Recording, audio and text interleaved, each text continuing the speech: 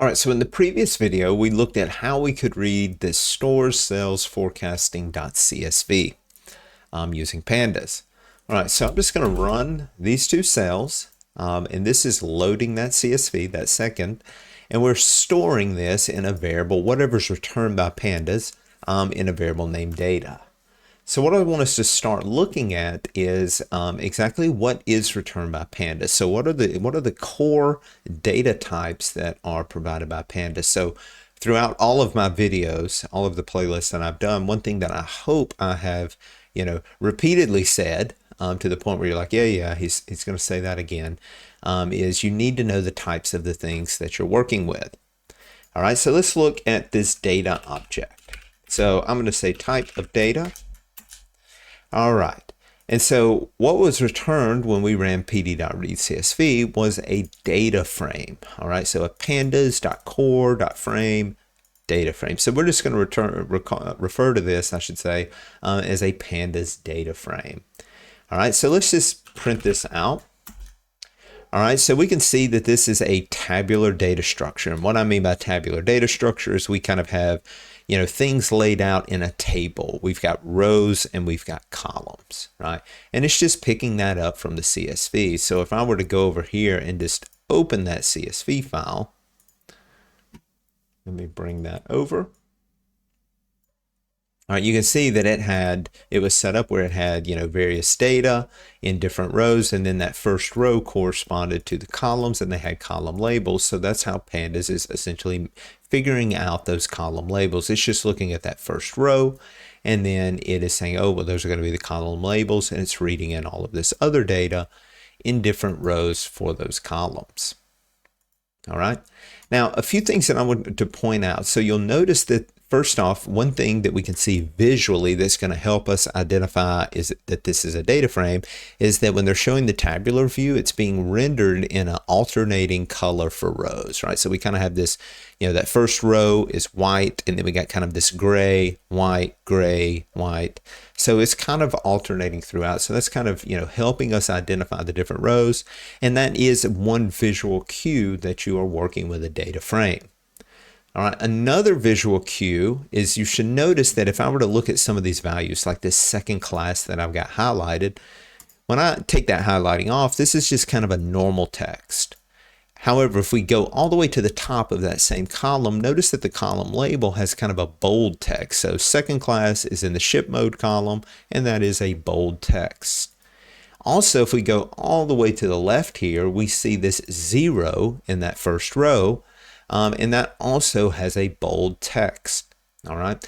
So what these are essentially your row and column labels. All right. So that's how we tend to think of them. Again, especially if we're coming from maybe an Excel background, we think of rows and columns.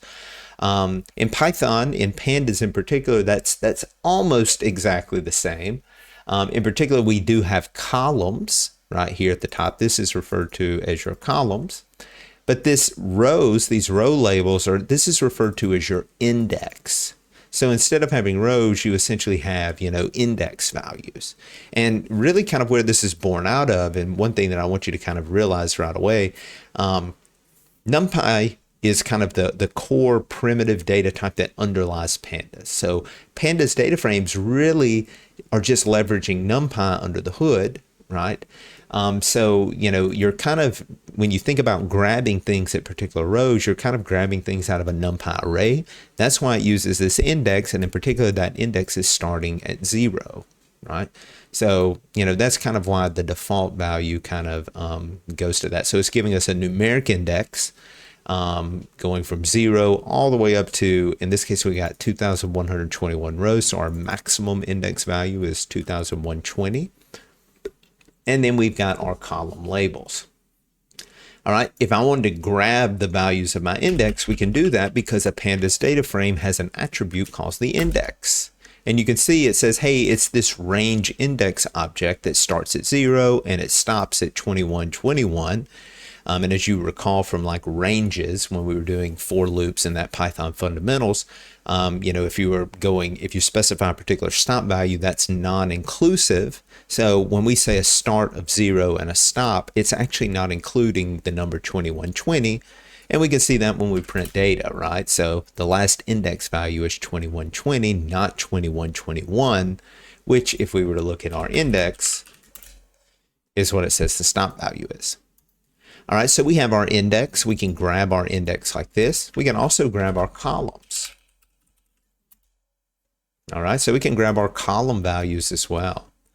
All right, so these are going to be our column names and those are going to be our index values. All right, now let's look back at this data again.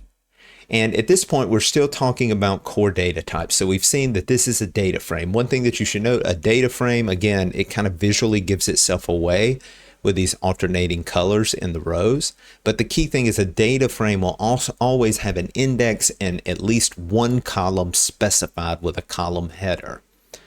All right. So let's see what the other kind of core data type that is given back from Pandas is. And to do this, what I'm going to do is I'm just going to grab one of these columns, right? So we're going to talk a lot more about indexing in a future video, but for now, I'm just going to show you how we can grab this city column. So right now we've got a data frame, and if I go and grab the city column, we can do that like this, right? So I'm just using a brace and then putting the column name inside the brace, closing that off. All right, so we can see what we've actually get returned is these are the values for that column. So remember our index went from 0 to 2120, and this object that's being returned looks a lot different than we saw when we just printed data. So remember, this is what it looks like when we just type data. Here's that city column. It starts with Henderson, then Henderson again, then Fort Lauderdale, right? If I grab that column, data city, notice that we get a much different looking object returned. Okay, so if I were to look at the type of this object, all right, this is going to be the second thing that we are kind of working with. And these are really kind of the two core types that are going to be returned by Pandas. And in particular, instead of a data frame, which I'm just going to scroll up, remember, that's what we had when we read in data. It was a Pandas core frame, data frame. In this case, we have a Pandas core series. All right, so this is a Pandas series. All right, a few things that we should note about a series. So first off, there's no alternating color, right? It looks quite different. It's almost just like some raw text printed to the screen with some numeric values over here, right? We don't have that alternating rows. Another thing is we do not have a column label, okay? This is just a series of values, and it's giving you the index position that corresponds to each one of those, right? So this is a series, and it's actually named that series according to the column that it came from, all right? So this is a Pandas series named city, and it has 2,121 values that correspond to index position 0 to 2120 that contain the values from that city column in our data frame. All right, so those are kind of the core types of objects that are returned from Pandas. But I do want to make one other mention of types, right? So if we look at data again, so let me just do data. All right, so this is a data frame, right? But if you think about it, actually, this data frame contains a lot more data, right? So in particular, we've got this order date column and this first entry here, 11/8/2016. Well, that's an element of data, right? So everything that's included within a Pandas data frame is actually a piece of data, and it will have an associated type. Okay, well, how do we see the types of data that's stored in a Pandas data frame? Well, we can use the dtypes attribute, and I'm going to show you that real quick. But one thing I want you to note is that if you look, the types are usually going to be dependent on the columns, right? So in this case, like we got this ship date column, so we would expect every value in that row, right, to be something that looks like a date. I believe at the current moment, we're going to see how to change this in the future, in a future video. Pandas is going to interpret that as a string, right? Because it doesn't know that that's a date. But like this postal code, well, that looks numeric. So maybe Pandas has picked up that, hey, that thing looks like an integer. So the data that's in that column is going to be integers. Well, how do we see what Pandas is essentially assuming that that data is? Well, we can use dtypes. All right. And we can see like that postal code column, right? You can see that Pandas says, hey, those are integers, okay? So it's saying, well, that's an integer 64. This is a little bit different, right? When we were dealing with Python objects, like if I made a myvar equals 1 and did the type of myvar, right, it gave me back an integer, all right? Well, Pandas is giving me back something different. It's an int 64. Right? Or in this case of sales, well, it's a float 64. Whereas if I were to do this in Python and change my var to 1.0, it's a float, right? It's not a float 64. So there's something different there that we'll investigate in a little bit. But again, this is showing us the type. So it said row ID. It says, I think that's an integer. I think sales is a float. These are integer. And then notice we have a bunch of object columns. And this is kind of the catch-all that Pandas will use if it can't figure out the specific type. Most of the time, if it's dealing with strings, it will put those strings also in an object type. But an object, you can think of it as just kind of a generic type in Pandas that will also include strings. All right. So we can get the data types right here. If we want a little bit more fine-grained information on, the values in each one of these rows, maybe the types, and if there's any missing values or apparently any missing values, at least that Pandas is able to tell, we can call that DataFrame, and we can use the info method. So notice one thing I am going to say right here, and this is really subtle. You'll notice that when we use this .dtypes, I did not put parentheses on there, right? So that runs. If I were to put parentheses on there, it's going to give me an error. It's going to say a series object is not callable. All right, and this is going to be a subtle thing, and you'll kind of get used to this over time. I'll try to give you as many examples as possible, but really it comes down to how these things are implemented in Pandas, right? So the DataFrame object that we're dealing with is an object that's defined by Pandas, and it has attributes and methods, okay? Attributes are things that you don't have to call with parentheses. All right, so this is an attribute, right? So it's kind of a characteristic of the object.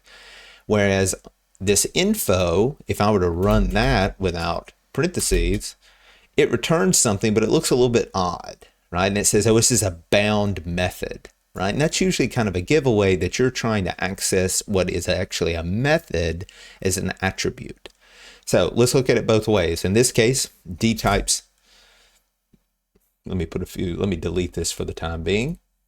So dtypes is an attribute. If I try to call it as a method, okay, which technically you could put other arguments in there, it's going to say, hey, a series object is not callable. And why is that? Well, if I were to take that off, notice what is the type that it's returning to me. All right, so if I wrap this thing in type, it's actually returning to me a Pandas series. All right, so now it should make sense, right? So data.dtypes returns a Pandas series. And then when you put those two parentheses at the end, you're essentially trying to call that series as almost like a function, right? And it's saying, hey, you can't do that. You can't call a series, okay? That is an object. So whenever you see a series object is not callable, you can remove those parentheses, and that should, in most cases, I would say, correct that error. I'm sure people can do crazy things. And then if you were to do something like data.info, which actually is implemented as a method because you can provide arguments to it, you can customize it, okay? If you were to call that as an attribute, it returns something, but if you look at the beginning, it says, oh, it's a bound method. Well, if it's a bound method, all right, I want to call that with parentheses, and now it returns. And that looks a little bit better, right? So if we look, so if I do data.info, it's saying, hey, this thing's a data frame. It's got 2,121 entries in the index going from 0 to 2,120. Here's your data columns. There's 21 total. Here's what they are. Here's their types. And here's how many objects or how many data points in each one of those columns that are not missing. Non-null means it's not a missing value. So null values mean missing. All right, and it gives you a little bit of a summary here of what data types and how many columns correspond to each, and then the memory usage. All right, so that is going to conclude this video looking at some of the basic types in Pandas. So remember, we have data frames and we have series. And then, of course, every object stored in a data frame or series is also a piece of data, so it has a type. And one thing I am just going to add right here kind of at the end, notice that when we got this column for the city and that return to series, it's actually telling us the type of the thing stored in that. But we can get, we have data of different types stored in that data frame. We can use that dtypes attribute of a data frame to get back those dtypes or those data types of the things that are stored. And we can also use info to get a little bit more fine-grained information.